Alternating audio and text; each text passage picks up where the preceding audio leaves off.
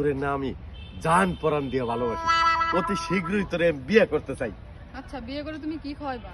মানে কি কম হলো, আম, জাম, কাঁঠাল, কচু, লতা, যা অল এভরিথিং যা আছে সব তোমার খাওয়াবো, তোমার কোনো কষ্টই হবে না। তো সবই তো বুঝলাম, তুমি যদি এই গাছটা 2 হাত ধাক্কা দিয়ে পিছনে নিতে পারো তাহলে তোমাকে আমি বিয়ে করবো। এই কথা ওকে জানো, ওকে এখনই আহ এনে খারাপ। আরে এদিক তাকাও, দেখো হ্যাঁ, মানে 2 হাত গাছটা পিছনে নেবো ধাক্কা দিয়ে নাকি?